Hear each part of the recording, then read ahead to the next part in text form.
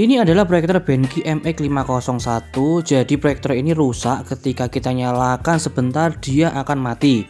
Jadi bisa hidup sebentar kemudian mati, mungkin sekitar 30 detikan. Dari referensi yang saya pelajari, setidaknya saya merangkum ada 3 hal yang perlu kita cek. Yang pertama adalah kipas yang di dalam mati atau tidak. Yang kedua, kapasitor milarnya rusak apa tidak. Dan yang ketiga adalah IC TOP. Sebenarnya proyektor ini sudah jadi. Tadi saya tidak berniat membuat video sebenarnya, cuma karena jadi yaudahlah saya bikin dokumentasinya. Yang pertama kita akan buka baut itu, kemudian kita akan buka bagian ininya. Caranya tinggal kita tarik saja seperti ini. Nah seperti ini. Kemudian kita akan lepas untuk baut-bautnya. Dan juga untuk lepas ini, baut yang ada di bawah dilepas dulu ya. Kemudian kita akan buka bagian cover atasnya ini. Selanjutnya kita akan buka untuk baut-baut yang ada di sini, kita buka semuanya. Dan juga baut yang ada di sini juga kita akan lepas semua. Ketika sudah lepas, tinggal kita tarik saja seperti ini. Nah, untuk bagian yang atas ini adalah board utamanya. Jadi yang akan kita cek nanti itu sebenarnya ada di bagian bawah ini. Jadi kita perlu lepas untuk semuanya. Oh ya, ini tadi saya informasikan dulu.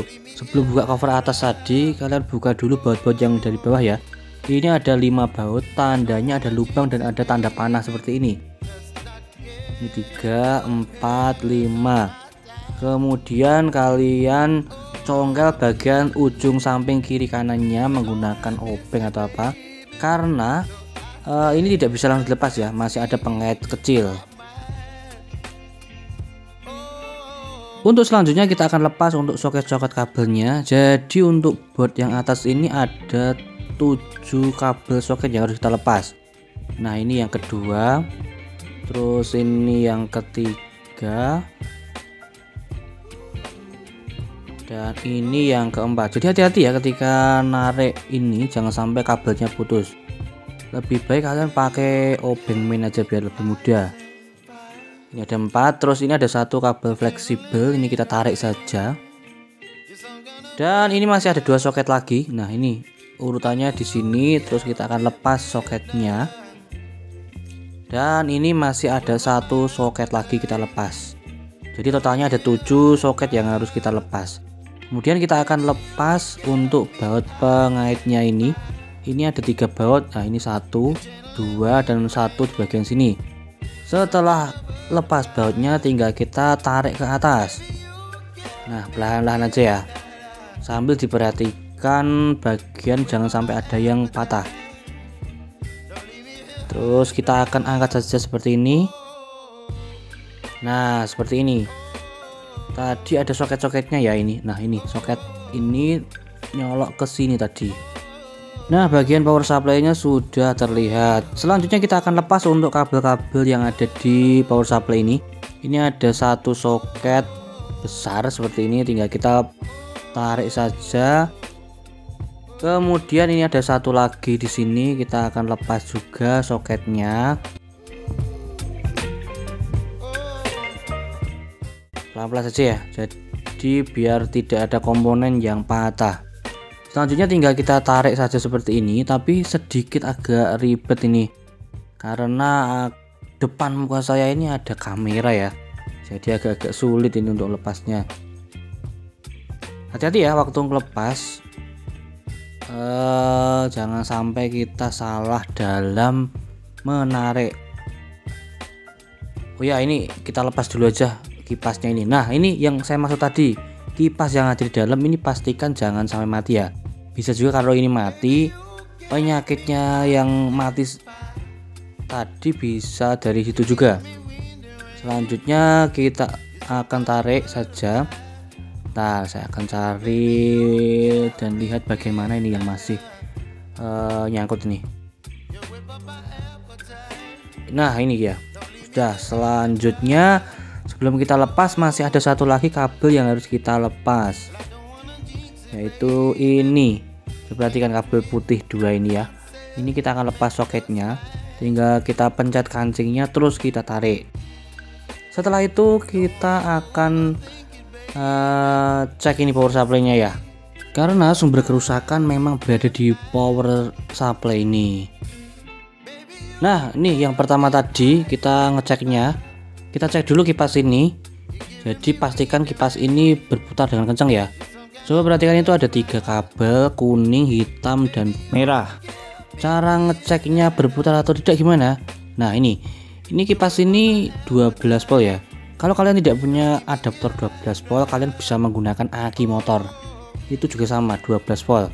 Caranya, kabel yang merah ini kalian jumper langsung ke kutub positif aki, dan yang hitam ini ke kutub negatif, yang kuning abaikan saja.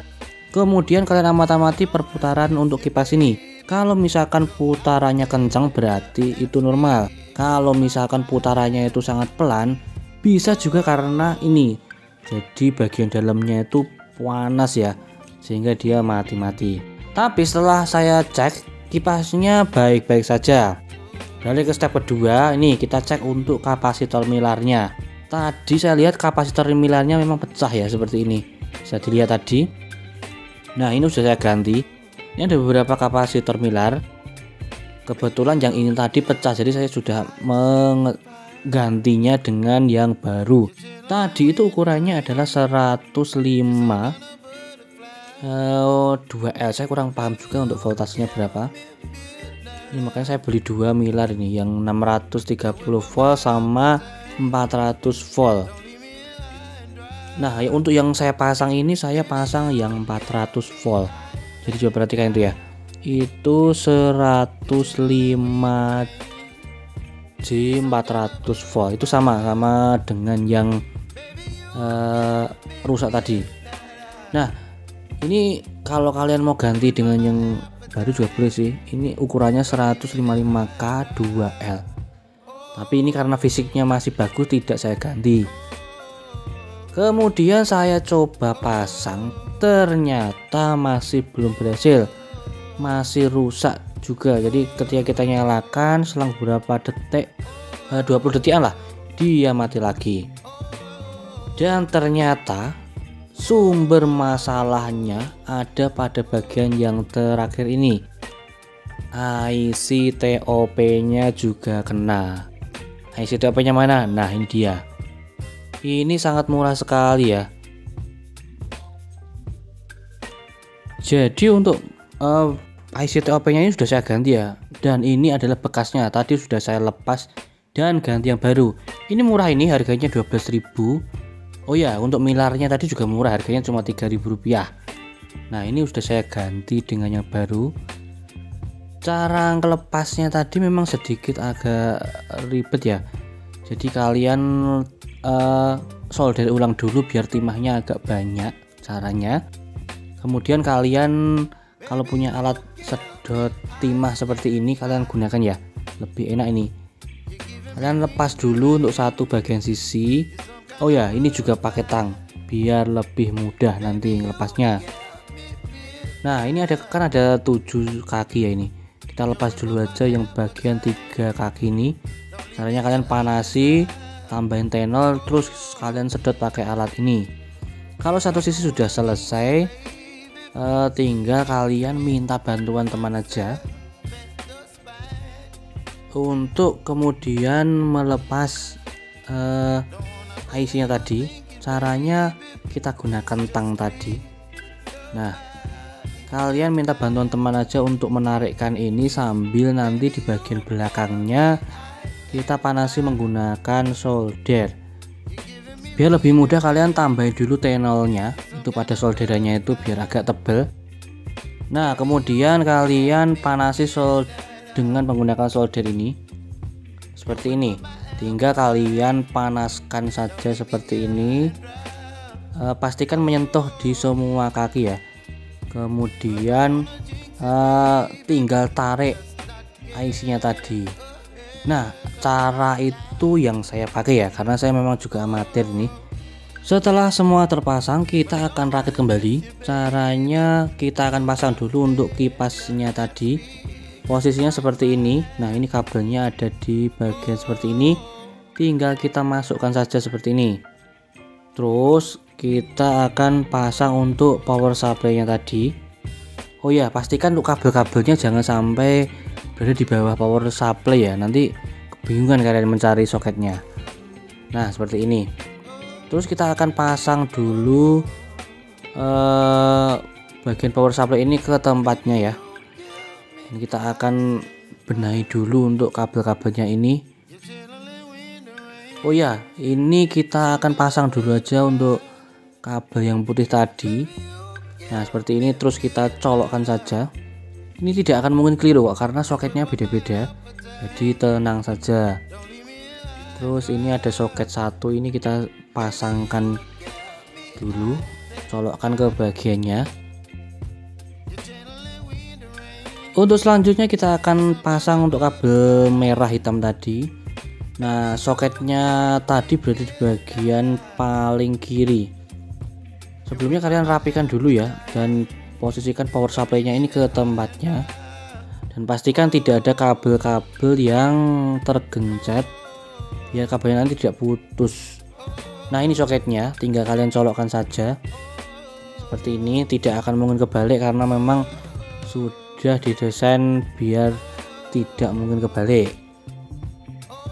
Nah seperti ini, tinggal colok saja seperti ini. Dan kita akan rapikan untuk kabel-kabelnya biar nanti kabelnya tidak putus ya, karena tergencet part yang lain.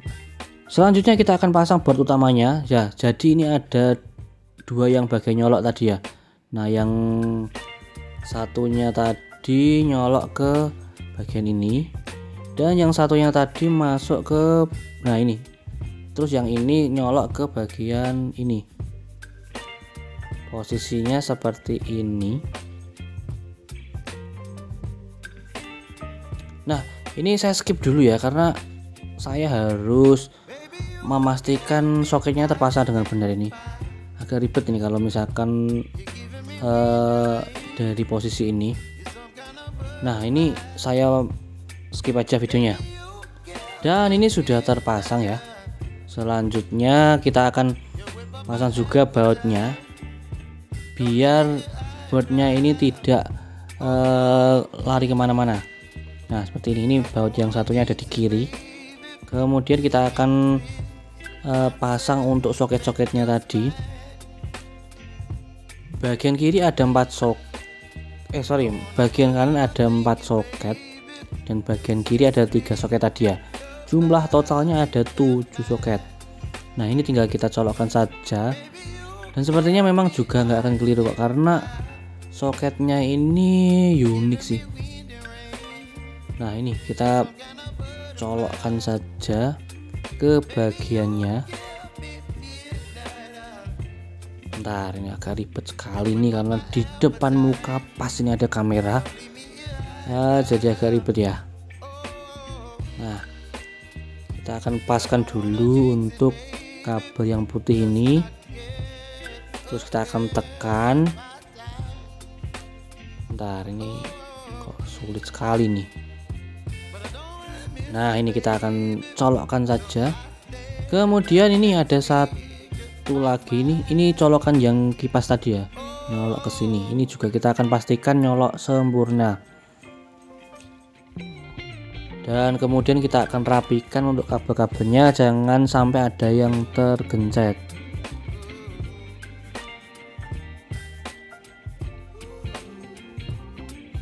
Oh ya, ini masih ada satu lagi nih bagian kiri yang belum tak pasang. Nah ini kabel untuk speaker kecil ya. Kita akan colokkan saja pada dudukan soketnya ini. Nah seperti ini. Selanjutnya kita akan pasang untuk bagian yang kiri. Ini ada 3 soket ya. Yang pertama soket ini kita akan pasang dulu, posisinya di sini. Nah kita akan colokkan, terus kita pastikan tercolok dengan sempurna. Kemudian ini juga ada soket lagi, ini kita colokkan ke bagian ini ya. Nah ini kita akan colokkan saja, dan kita akan colokkan satu lagi untuk kabel fleksibelnya. Caranya tinggal nyolok saja seperti ini. Nah seperti ini. Kalau sudah seperti ini tandanya soket-soket kabel semua sudah kita pasang. Tiba waktunya kita akan lakukan uji coba untuk proyektor ini. Ini sebenarnya udah jadi ya, karena ini videonya telah tak bikin sih. Ya enggak apa-apa ya, ini sebagai pengalaman saja sih. Nah pastikan semua kabel udah nyolok semua ya. Oke, selanjutnya kita akan tes. Caranya kita akan pencet seperti ini, karena itu belum ada tutup casingnya ya. Kalau nggak dipencet dia nggak akan bisa nyala soalnya.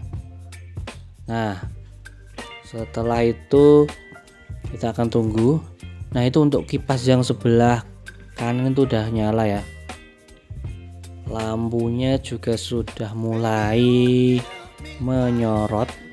Ini kita akan tunggu saja beberapa detik. Kalau misalkan tidak mati itu tandanya berhasil. Kita tunggu aja ya. Kita tunggu sambil kita amati apakah mati lagi atau tidak. Sebenarnya tadi udah tak cek lama sih, jadi sebenarnya ini sudah normal sih. Jadi sudah terbukti referensi yang saya baca tadi benar ya. Kipasnya normal, kapasitor milarnya tadi pecah, kita ganti dengan yang baru. Dan yang satunya tadi IC TOP nya juga sudah kita ganti.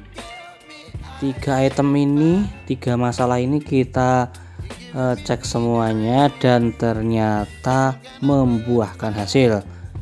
Untuk biaya perbaikannya tadi saya habis 15.000 untuk beli spare part. Terima kasih telah menonton video ini. Jangan lupa bantu subscribe ya. Terima kasih.